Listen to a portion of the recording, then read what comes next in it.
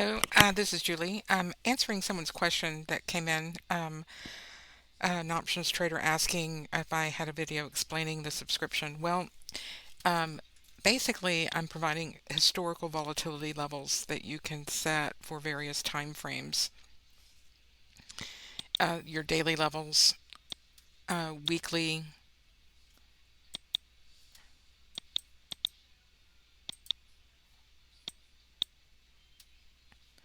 and monthly, quarterly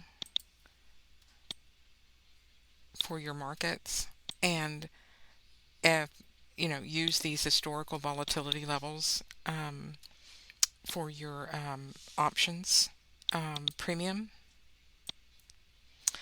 um, and take into consideration, when you do break the distribution, um, have a plan, obviously, for those instances when that happens. They don't occur that often, but nothing is 100%. Usually, from what I'm understanding, traders can either hedge by selling futures with it, or they can move this out to the next distribution, which works a lot of the time. They'll just shift it to the next distribution. And um, I always, how I do that is I measure the distribution and extend it. So if you want to go from the top to the bottom and extend it from the 1 right there, that gave you an approximation of where to put your risk. So when you break your distribution, usually that will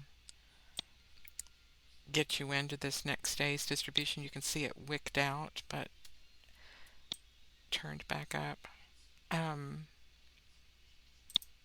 just from empirical experience, but or it'll be moving, like if there's a little small excursion outside of a range, it's reaching for a higher time frame. So it could be reaching for a quarterly range, for instance. And the quarterly is the granddaddy of them all. And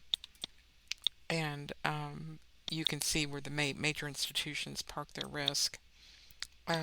A lot of the times on the ones, around the ones, if it is time to do so in the at the beginning of the quarter, or the middle of the quarter. Who cares, right? Don't be looking at those numbers. But if you're getting towards the end of the quarter, they're absolutely going to come into play, because that's where their risk is.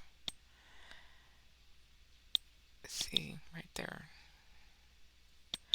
But just basically historical volatility levels, and it's for the chart. You can use this trading futures also. I have the Globex levels that are great for getting some great levels off of, to trade off of. And basically the same concept. You use your standard deviation for your risk and reward. So whatever time frame you're trading, I have another component to this, which is the volatility itself measured in threshold. So you can squish your chart all the way and see on your time frame where that upper volatility peaks out at. And so that would be 25 for the ES on a 60-minute chart. So anytime you hit that 25, you know that you're getting exhaustion for volatility, and you can be looking for that volatility to come down, um, uh, unless it then goes into the next high volatility zone. Um, 25 to 50 is a high volatility zone. And if you're trading in a 25 to 50 volatility, you've got really, really high volatility, and you may want to definitely move your risk to those outer targets and higher time frames during these periods of time. But otherwise, when you know that you're inside of a volatility zone, you can feel more secure trading your implied volatility levels inside that zone and the standard deviation levels, or the volatility levels, historic volatility, standard deviation of historic volatility is what I use. And you can measure that automatically with tools like Bloodhound and Blackbird for trading it. You can capture these volatility um, uh, thresholds in Blackbird and use these to trade off of. This is a standard 60-minute, but say you wanted to trade from um, 8:30 to 9:30 off the open. So you could see that your range would be from 14 points for low volatility, 28 points for medium volatility, and 39.25 for high volatility. And we are in low volatility or medium volatility. So if I put the indicator back on the chart,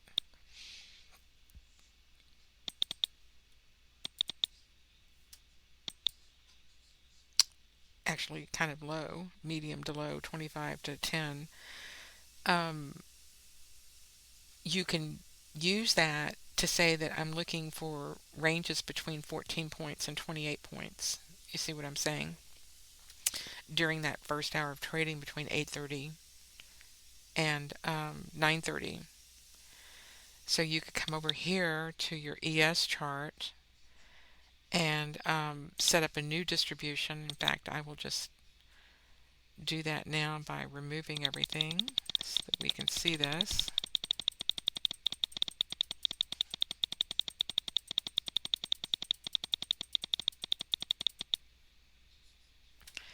And put a single distribution on between 8:30 and 9:30.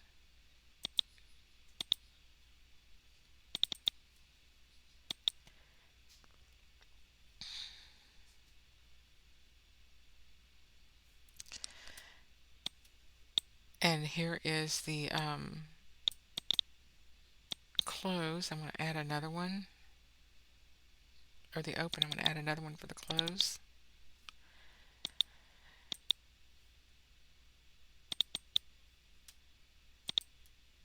So this one was yesterday's 8:30 to 9:30 from the close, and then you can have one from the open. So now I've got my entire inside risk box. So anything inside these yellow lines is just subject to trade up and down. It's when it goes above or below those lines do I have a chance to get a range expansion. But inside, I'm just, going inside the value area, which is great for spreads, right? If you're trading inside here all day, which it can do. Um, but having these levels is, very, very helpful to make those plans accordingly, match that to your implied volatility to see where your um, put call walls could start coming into play on these intraday time frames, your little pins, intraday pins. So this is this morning's, and we were going to be looking anywhere between a 14 point and a 28 point move for today in that first hour. So if I were to measure between these lines, you can see it's 21. So that is just, inside our range, right? 14 to 28. So you can use this maybe as your risk, 20, 28 or 21. and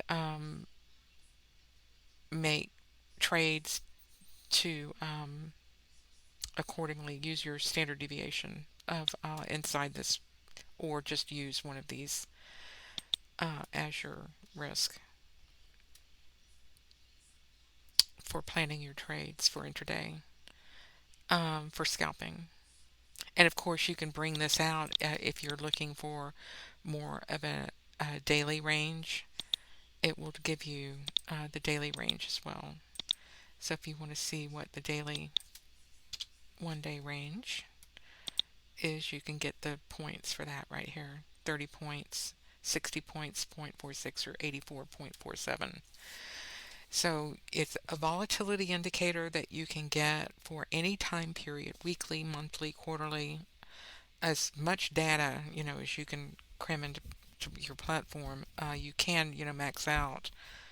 Um,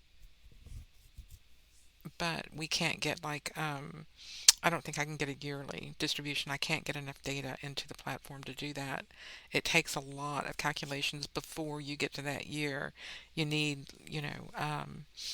data before that to get the calculations to work correctly. So, but a quarterly works very well. Monthly, I can get 6 months. I can get 6 months of data in here, but usually I can just quarterly, monthly, weekly, daily. Globex works really well. So, sorry.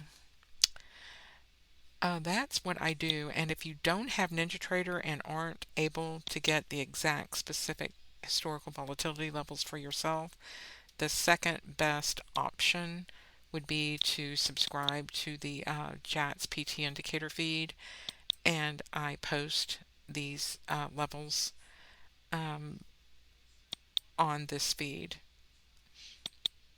And here was, I think this is soybeans. Yeah, soybeans writing that daily one. Okay, so just go to the website, JLO Trading Strategies, and buy the indicator or subscribe to the Twitter feed, and just let me know what market you trade, and I'll try to post charts for that market for you so you can get your weekly, daily, monthly, quarterly levels on a daily basis.